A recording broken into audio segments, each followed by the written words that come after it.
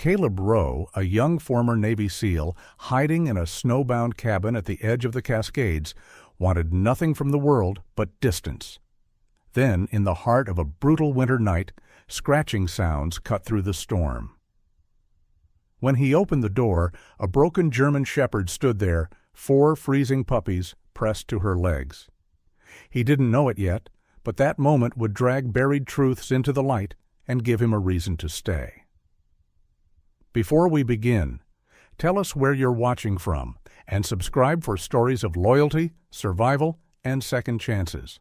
The winter that year had swallowed the northern edge of Washington whole. Along the outer reaches of the Cascade Range, snow did not fall so much as descend with intent, piling against trees and roofs as if trying to erase all evidence that people had ever lived there. The nearest town, Red Pine Crossing, sat nearly 20 miles downhill. Its single main road often closed for days at a time once the storms set in. Up here, beyond the plowed limits, winter ruled absolutely. At the far edge of the forest, where the trees thinned and the land broke into rock and shadow, a lone wooden cabin crouched against the storm. It was small, hand-built, and deliberately hidden. Its roof darkened with pine pitch, its windows shuttered tight. No lights marked its presence for passing travelers, because no one was meant to pass through here at all. Inside that cabin lived Caleb Rowe. At 28, Caleb was young for a man who already carried himself like someone twice his age. He was tall, broad-shouldered, built lean and dense rather than bulky, the kind of physique shaped by discipline rather than vanity. His dark hair was kept short out of habit, and a faint scar ran just under his left eyebrow, a thin white line that never quite caught the light.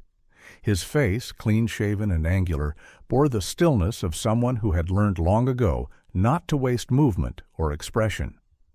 Caleb was a former Navy SEAL, discharged early after an injury that had healed enough to walk but never enough to forget.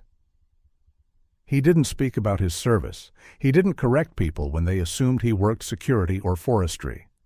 He had chosen this cabin precisely because it allowed him to disappear without explanation. The wind battered the walls as night tightened its grip.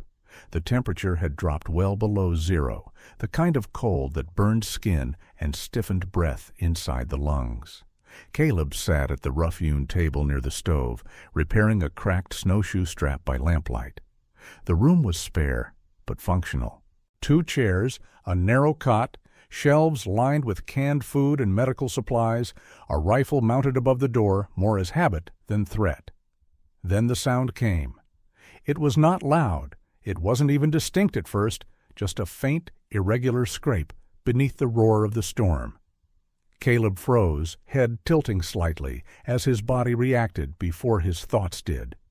Years of training stirred awake in his muscles. The sound came again. Scrape. Pause. A soft, hollow thud. Caleb stood in one smooth motion, moving toward the door without rushing. He grabbed his flashlight, thumbed it on low, and listened. No engine, no footsteps, no voices. Another sound, this time unmistakable. A whine. Caleb's jaw tightened. No one climbed this high in a blizzard. Not sane people, not animals, unless desperation drove them. He reached the door, unlatched it, and pulled. The storm rushed in like a living thing, snow swirling into the cabin. In the beam of the flashlight stood a German shepherd, or rather, something that had once been one. The dog was female, though it took a second glance to tell. Her body was skeletal beneath a matted coat, ribs visible, hips jutting sharply. One ear drooped unnaturally, torn at the edge. Her muzzle was gray with frost, and one eye was swollen nearly shut. Dried blood darkened the fur along her neck and chest, and her front paw trembled as she tried to stand straight. Behind her, half hidden by the snowdrift, were 4 tiny shapes. Puppies. They were no more than a few weeks old, eyes open but dull, legs unsteady. Their coats were thin, bellies hollow, paws raw from the cold. They pressed close to one another, leaning into their mother's legs as if she were the only thing holding them upright. The dog took one step forward, then another. Her body shook violently, not from fear, but from exhaustion so deep it bordered on collapse. She did not growl. She did not bare her teeth. She looked at Caleb and lowered her head. Caleb's assessment took less than a heartbeat.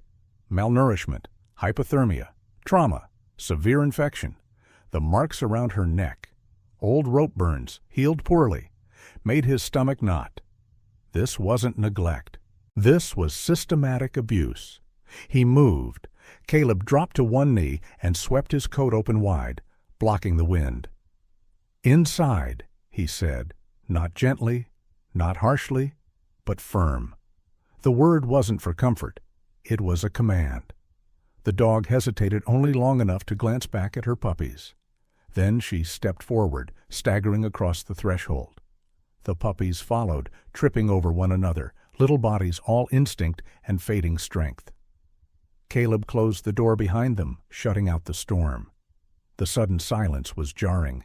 The dog collapsed. She went down hard, legs folding beneath her, body slamming against the floorboards. Caleb was at her side instantly, hands already moving. Checking breathing, pulse, temperature.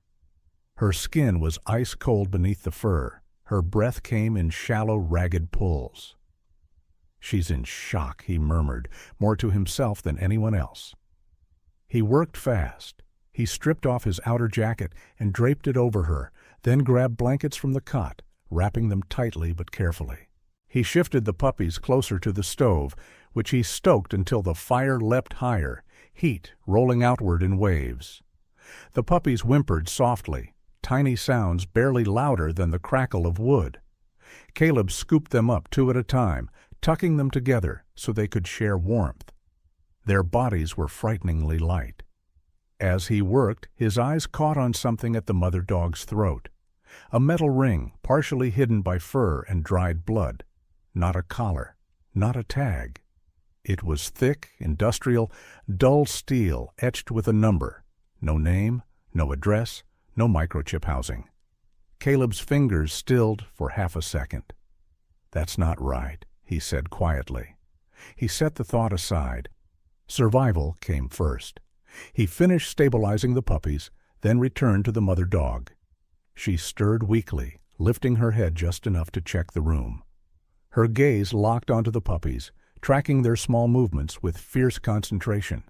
Only when she saw them safe, huddled together by the fire, did her body finally give in. Her head dropped. Her breathing slowed, shallow but steady. She had done what she came to do. Caleb sat back on his heels, chest rising and falling more heavily now that the immediate danger had passed. The cabin smelled of wet fur, smoke, and snow. A strange, living scent that hadn't existed here in years. He looked around at the room, at the fire, at the fragile bodies pressed close to warmth, at the broken animal who had dragged herself through a blizzard to save her young. Outside, the wind howled, furious and unrelenting.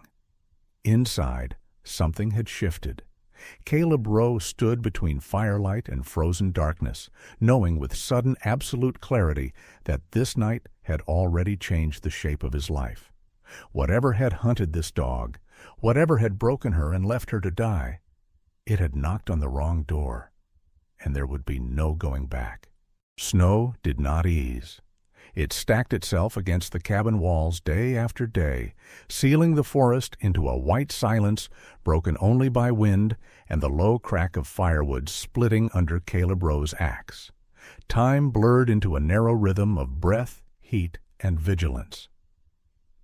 Inside the cabin, survival became methodical. Caleb worked the way he had been trained, without drama, without wasted motion. He boiled water, tore clean strips from old shirts, sterilized metal tools in the fire. He kept his movements deliberate and predictable, never crowding, never reaching too fast. The German shepherd lay on her side near the stove, ribs rising shallowly beneath a blanket, amber eyes tracking every shift of his weight. She did not snarl. She did not retreat. She watched. Her body was a map of old violence. The rope burns around her neck were layered, some half-healed, some reopened by strain. One hind leg bore signs of repeated stress fractures that had never been properly set.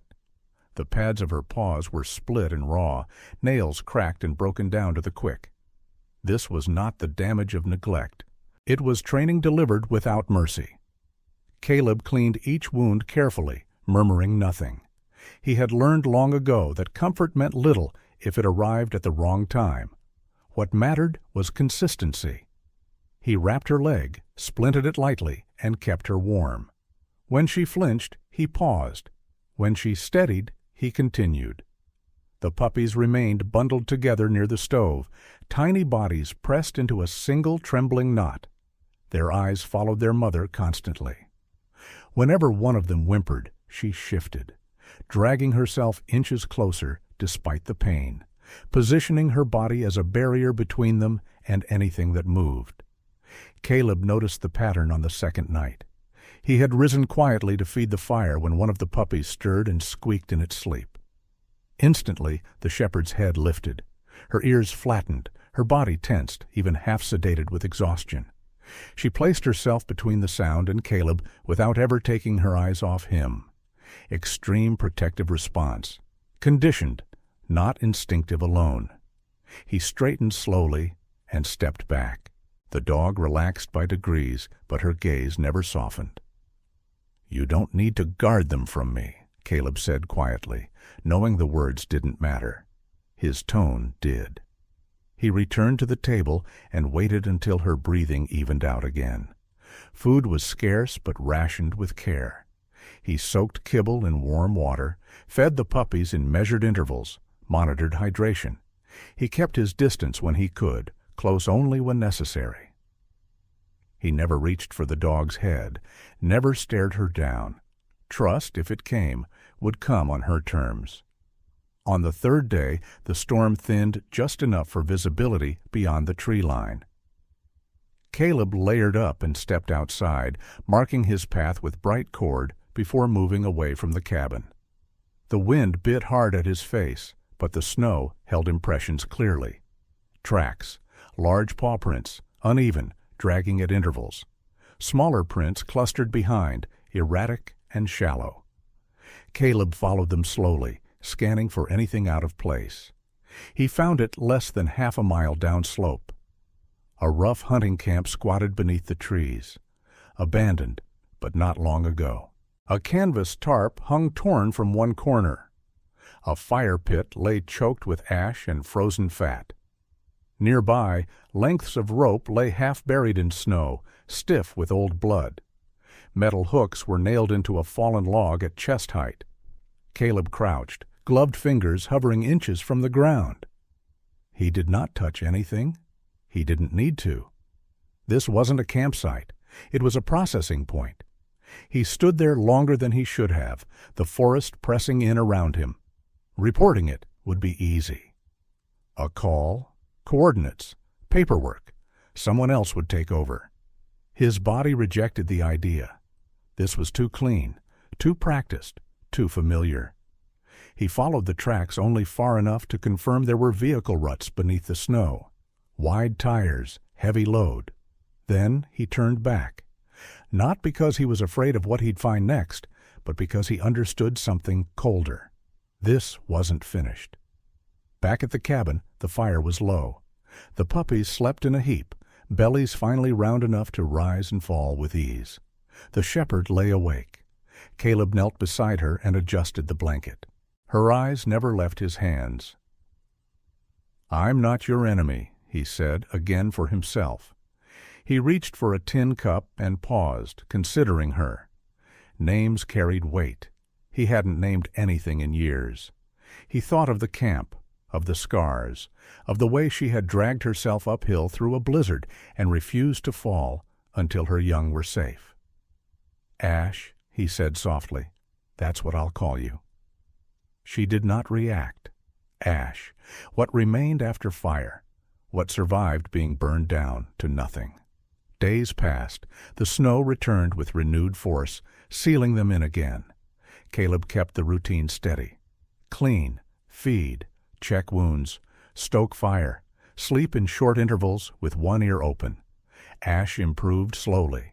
The fever broke, her breathing deepened, but her behavior remained rigid. She allowed no one, no thing between herself and the puppies. Even sleep came in fragments, her head lifting at the slightest sound. Caleb saw too much of himself in that. He remembered nights overseas when rest came with one eye open, when silence was louder than gunfire. He remembered standing between danger and men who trusted him to do exactly that. Used, discarded, still guarding the perimeter. On the 7th night, something changed. One of the puppies rolled too close to the edge of the blankets, tiny legs flailing weakly. Caleb moved on instinct, reaching out to nudge it back toward the warmth. Ash's body went rigid. Caleb froze mid-motion. Slowly, deliberately, he withdrew his hand and waited. The puppy whimpered once, then quieted. Ash watched him.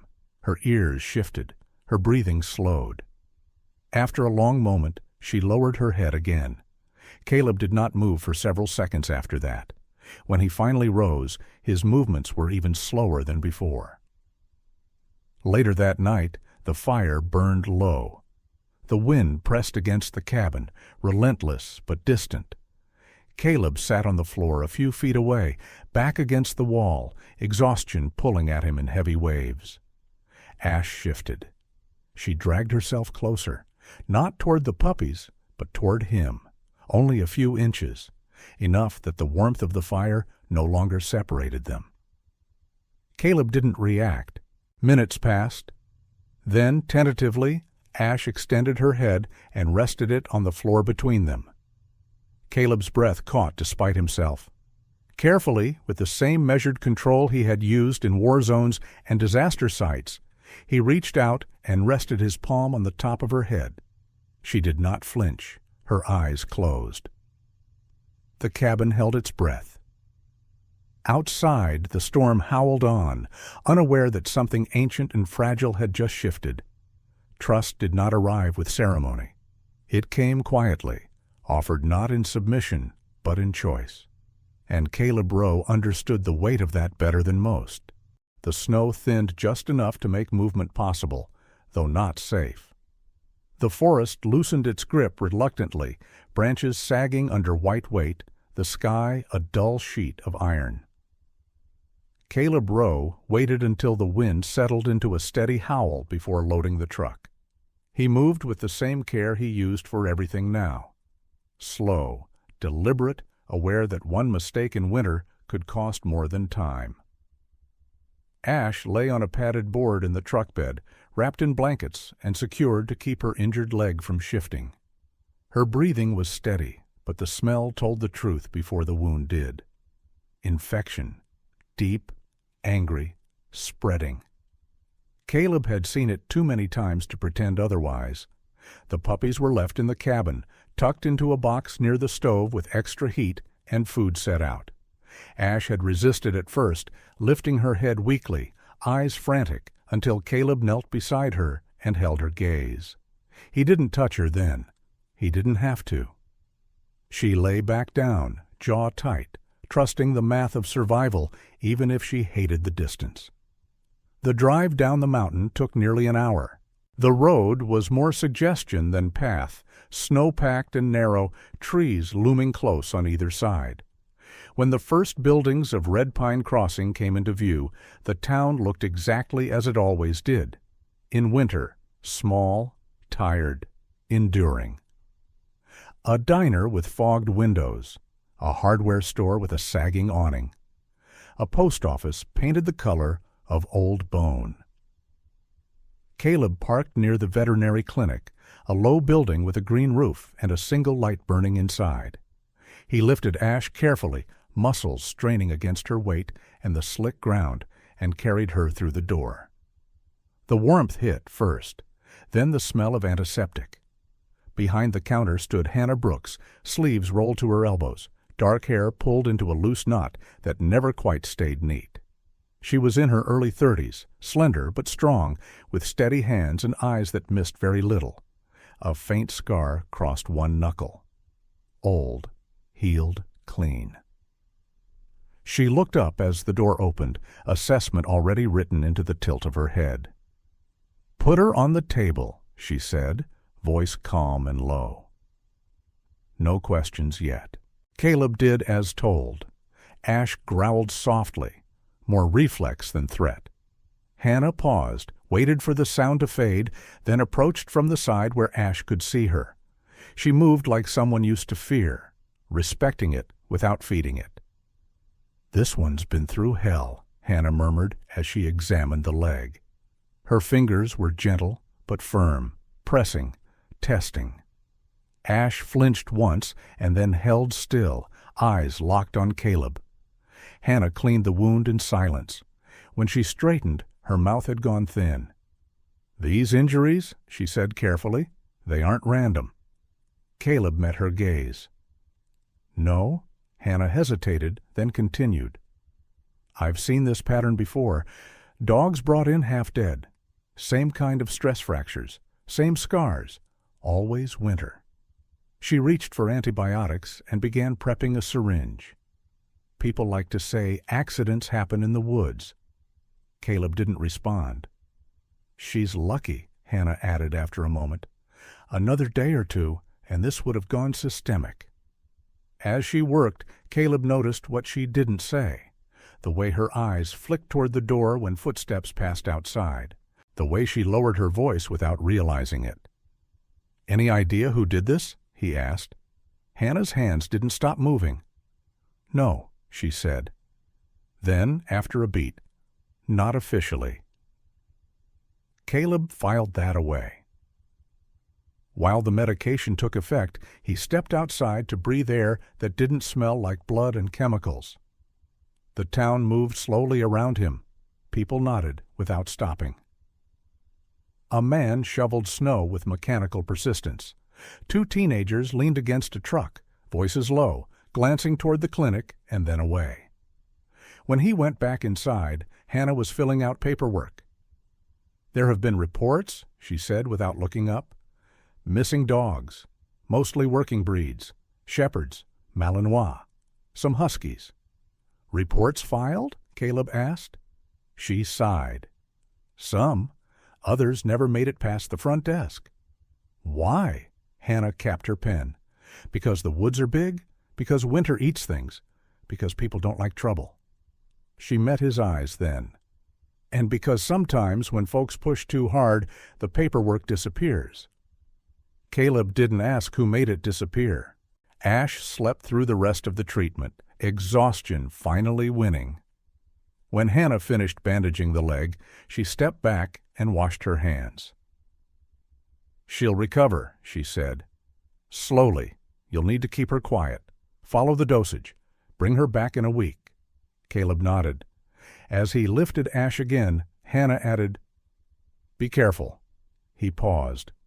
"About what?" She hesitated, then shrugged. "People don't like it when you look too closely at what's been convenient to ignore." Outside, dusk crept in early, painting the snow with bruised light. Caleb secured Ash in the truck and drove toward the edge of town. As he passed the diner, he caught fragments of conversation drifting through the cracked door. "That camp again. Been there forever. Leave it be." He didn't stop. He didn't turn around. The climb back into the forest was slower, the truck laboring against the incline. Caleb's thoughts stayed measured, controlled. He replayed Hannah's words without embellishment. Missing dogs, vanished reports, winter as an excuse. At the cabin, the puppies greeted Ash with frantic whimpers. She lifted her head, strained against the restraints, and only relaxed when Caleb settled her back inside by the fire, puppies pressing close. Night fell hard. Snow returned, thick and blinding, as if the mountain had decided to close ranks again. Caleb sat on the steps later, staring into the dark. He understood the shape of the problem well enough to know what he didn't know yet. That mattered more. He could leave when the roads cleared, go further north, disappear deeper. Instead, he added more wood to the pile and checked the locks. Winter wasn't finished. Neither was he. The signs appeared quietly at first, not footsteps. Those were easy to lose beneath fresh snowfall, but disturbances in patterns the forest kept faithfully. Branches snapped too cleanly. Snowbanks collapsed where no animal would push through. A faint chemical tang rode the wind one afternoon, sharp and wrong against pine and ice. Caleb Rowe noticed all of it. He adjusted his routines without ceremony. Windows were shuttered earlier. Firelight stayed low. Tracks near the cabin were brushed away with pine boughs. He did not panic. He prepared. Ash sensed it before he did. Her injured leg kept her close to the fire, but her head lifted more often now. Her ears angled toward the tree line, even while she slept. When the puppies stirred, she positioned herself between them and the door, body tense despite the pain it cost her. Whatever had taught her to guard this way had not been gentle, and it had not been distant. Night fell heavy and fast. The storm returned with renewed violence, snow driven sideways by wind that screamed through the trees. Visibility collapsed to a few yards, the kind of weather that swallowed sound, that made people careless. Caleb moved with intention. He set barriers inside the cabin, wedging furniture to slow forced entry. He kept his rifle close but out of sight, more a contingency than a plan. He did not step into the storm to hunt shadows. He waited. The first noise came after midnight, not an approach, a test. Something struck the side of the cabin hard enough to rattle the walls. Then nothing. Minutes passed. The fire popped. The puppies whimpered, then quieted as Ash pressed her muzzle to them, breathing slow and steady. A second impact came from the rear, wood splintering as a shutter tore loose. Caleb exhaled once and moved. Figures emerged from the white, shapes wrapped in dark parkas, faces hidden behind scarves and goggles. They did not rush. They spread out, careful, practiced.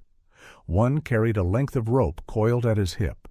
Another held something metal that caught the firelight briefly before vanishing again. They had come for the dog. Caleb stayed inside, using the cabin's angles to his advantage. He cut the interior lights and let the storm mask his movement. When the back door shuddered under a kick, he braced it with his shoulder and held. The wood cracked. The hinge gave. Cold air surged in, carrying snow and the smell of fuel. Ash surged to her feet with a sound torn from deep in her chest. She planted herself in front of the puppies, hackles raised, teeth bared, not in frenzy, but in absolute refusal. Her body shook under the strain, injured leg screaming in protest, yet she did not retreat an inch. A gloved hand lunged toward her. Caleb intervened. He struck hard and fast, targeting balance rather than damage, using the doorway's choke point to his advantage. One man went down in the snow, wind knocked clean from him. Another backed away, swearing, boots slipping on ice. A flare hissed to life outside, its red glare bleeding through the broken window. Heat bloomed where it landed, licking up the wall. Smoke followed. The cabin began to burn. Caleb grabbed a bucket and threw water onto the flames, but the fire had already bitten deep. Ash snarled, a warning that cut through the storm, and the puppies scattered in blind panic. One of the men surged forward again, rope raised. Ash launched herself despite the pain. She hit him low, driving him backward into the snow. Her weight carried them both down. The rope fell uselessly from numb fingers. She did not let go until Caleb dragged her back, heart hammering as he felt how fragile her strength had become. "Inside," he ordered, voice sharp. The attackers hesitated. The fire spread along the wall, eating dry timber. Snow melted into steam. The storm roared louder, confused by flame. Sirens did not come. Not yet. Caleb forced the door shut and sealed it as best he could, smoke thickening the air. He gathered the puppies and Ash and pushed them toward the far end of the cabin, away from the fire. The roof groaned, beams complaining under heat and ice. Outside, the men retreated into the storm, curses swallowed by wind. They did not linger. They had seen enough. When the fire finally died, Beaten back by snow and effort, the cabin stood wounded, but standing. One wall blackened, the back door torn, the roof scarred. Unsafe. Miles away, in a county office warmed by generators and old heaters, Mark Ellison studied a map spread across his desk. He was a senior forest ranger, mid-40s, broad-shouldered, gray threaded through his beard. His uniform bore the wear of decades in the field, boots scuffed, jacket patched where branches had torn it open more times than he could count. Across from him sat Hannah Brooks, coat still dusted with snow, hands wrapped around a mug she had barely touched. "Timeline lines up," Mark said, tapping the map. "Vehicle tracks reported near the ridge. You're sure about the injuries?" Hannah nodded. "Medical records don't lie. Neither do burn patterns." Mark leaned back, eyes narrowing. "This isn't random." "No," Hannah agreed. "And it won't stop on its own." They gathered what they could, photos, timestamps, reports of missing dogs that hadn't vanished after all. They did not drive into the storm. Not yet. Evidence mattered more than heroics. By dawn, the wind eased. The forest revealed what it had hidden: charred wood, broken snow, footprints leading nowhere. Caleb stood outside what remained of his cabin, breath fogging the cold air. Ash lay beside him, pressed close to the puppies, eyes alert despite exhaustion. The line had been crossed. Not by him. The forest had witnessed it. The cabin bore the marks. And Caleb Rowe understood that whatever came next would not remain buried under snow. The forest changed its tone before the snow released its hold. The wind softened, no longer screaming but breathing, and the sky began to break into pale seams of color at dawn. Where the cabin had once crouched unseen, there were now tire tracks, boot prints, and the sharp geometry of official tape cutting across white ground. The response came without spectacle. 2 days after the fire scarred the wall and the attackers vanished into the storm, vehicles climbed the mountain road in a steady line. County trucks first, then unmarked SUVs that did not carry local plates. Men and women stepped out wearing jackets marked with agencies that rarely ventured this high. They spoke in measured tones, clipped and careful, as if aware that the land itself was listening. Caleb Rowe stood aside and let them work. He answered questions plainly. Time, direction, what he saw, what he did, what he did not do. He signed statements without commentary. When a camera appeared briefly at the edge of the clearing, he stepped out of frame without being asked. The attention slid away from him as easily as it had arrived. The cabin was deemed uninhabitable. It took less than an hour for officials to decide that the structure could not safely shelter anyone through the remainder of winter. Fire damage had compromised the rear beams, and the roof would not hold under another heavy snowfall. Caleb accepted the verdict with a nod. He had already packed what mattered. Ash lay nearby, bandages clean and intact, watching everything with quiet intensity. Her strength had returned faster than anyone expected. The infection was gone. The leg held firm beneath careful weight. She moved with purpose now, positioning herself between the puppies and unfamiliar boots, gaze steady but not hostile. The puppies had grown. Their movements were clumsy and bold, energy spilling out in uneven bursts. One in particular, a dark-coated male with alert ears and an unblinking stare, tracked every person who crossed the tape. He mirrored Ash's posture without understanding why. Mark Ellison arrived mid-morning, his forest ranger uniform dusted with snow, shoulders squared beneath a weathered jacket. He surveyed the site with practiced eyes, noting burn patterns, footprints preserved under tarps, the remains of the back door. "It's enough," he said quietly to Hannah Brooks, who stood beside him, clipboard tucked under her arm. Hannah had stayed up on the ridge since the attack, her dark hair pulled back tight, eyes rimmed with fatigue, but sharp with resolve. She had documented every injury, every healing change, every scar that told a story no one could erase now.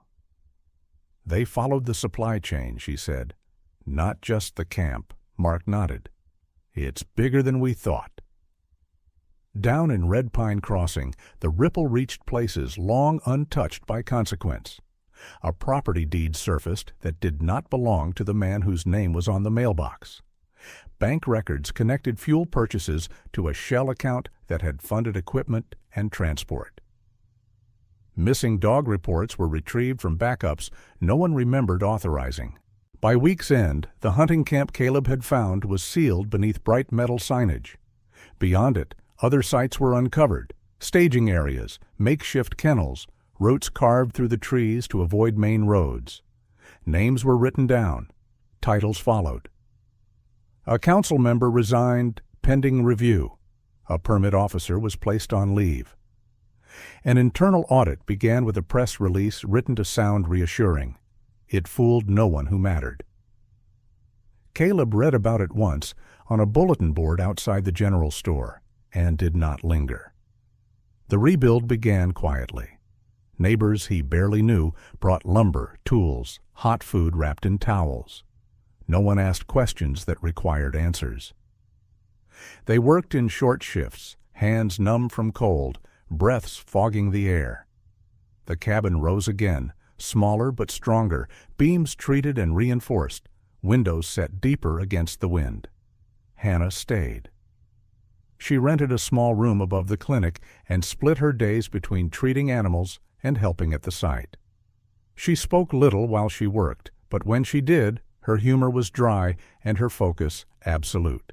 The town watched her with a mix of curiosity and relief. She did not belong to their habits, and that was precisely the point. Ash healed fully. By the time the snow began to melt into dark, rich soil, she moved without hesitation, strength restored.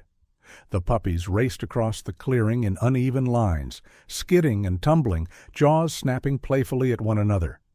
Ash observed them from the edge, intervening only when play tipped too far toward chaos.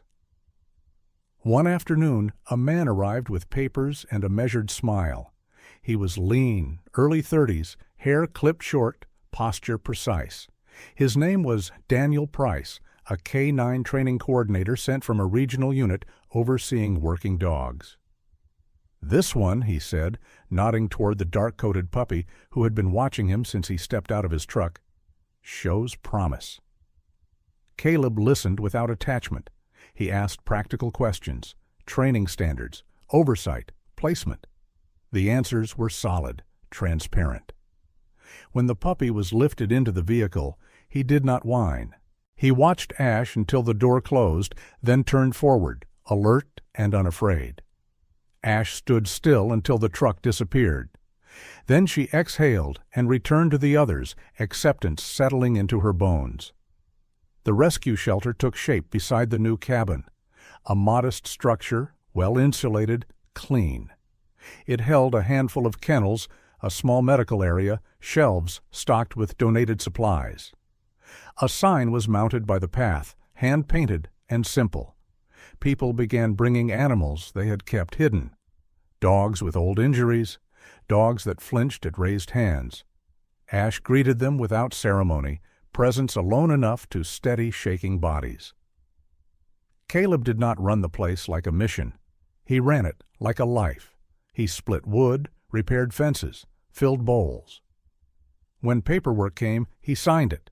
When questions came, he answered what mattered. He did not tell his story. He did not need to. One evening, as the last snow receded into shadow, Caleb stood on the porch watching Ash settle near the door, the remaining puppies curled against her flank. Firelight spilled across the clearing, warm and steady. He had not been pulled back into the world. He had been given a reason to remain, and that was enough. Sometimes the world doesn't break us all at once. Sometimes it tests us quietly, through cold nights, small choices, and the moments when no one is watching to see what we'll do. This story isn't just about a man, a dog, or a winter in the mountains. It's about the power of choosing to protect instead of turning away, about how healing doesn't always come from being saved, but from deciding to stay, to care, and to stand guard when something fragile is placed in your hands. In everyday life, we may not face blizzards or burning cabins, but we all encounter moments where compassion costs effort. A wounded soul, a silent struggle, a chance to step in, or to look the other way. What we choose in those moments shapes who we become. If this story moved you, take a second to share it with someone who might need a reminder that kindness still matters. Leave a comment and tell us what part touched you most. And if you believe that courage, loyalty, and quiet acts of goodness still have a place in this world, please subscribe to the channel for more stories like this. Because sometimes the light after the snow begins with one decision: to stay.